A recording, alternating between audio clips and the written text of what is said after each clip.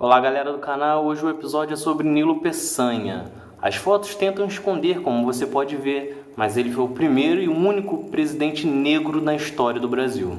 É Pilatos lá na Bíblia quem nos diz, e também faleceu por ter pescoço o infeliz autor da guilhotina de Paris.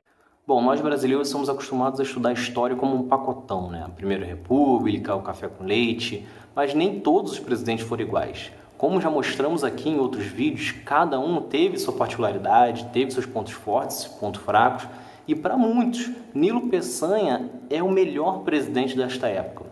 Ele acabou tendo pouco mais de 1 ano e meio de mandato, afinal ele só chega ao poder devido à morte de Afonso Pena. Ele como vice assume e fica com um mandato tampão, né? Um pouco mais de 1 ano e meio, mas ainda assim teve tempo para deixar mudanças importantes e significativas para a história inteira do Brasil. Foram pelo menos 3 grandes marcas que Nilo Peçanha deixou no Brasil. O primeiro foi o Serviço de Proteção ao Índio. Nilo Peçanha, portanto, foi o primeiro presidente a se preocupar com as comunidades indígenas. Ele não queria apenas que o Brasil avançasse para as regiões centro-oeste e norte, matando quem estivesse vindo pela frente. Na verdade, ele se preocupou em integrar essas comunidades ao resto da população brasileira. Isso também gerou críticas por forçar esses povos a terem uma vida que não era a que eles queriam, não era a que eles estavam acostumados. Porém, foi o primeiro presidente que não simplesmente saiu matando, saiu invadindo o território alheio. O segundo foi a criação do Ministério da Agricultura. É meio bizarro você pensar que um país que basicamente dependia da produção de café não tinha um ministério para tomar conta de tudo isso.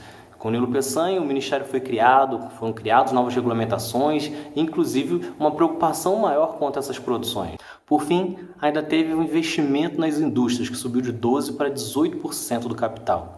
Além deste investimento, Nilo Peçanha se preocupou também com a formação de mão de obra e, para isso, criou as primeiras escolas técnicas no Brasil. Com isso, tivemos um crescimento médio de 6,4% no período em que Nilo Peçanha foi presidente. Ele deixou o cargo em novembro de 1910, quando terminou o mandato de Afonso Pena e Nilo Peçanha. Então é isso, o Brasil já teve sim um presidente negro na sua história, mesmo que por apenas 1 ano e meio.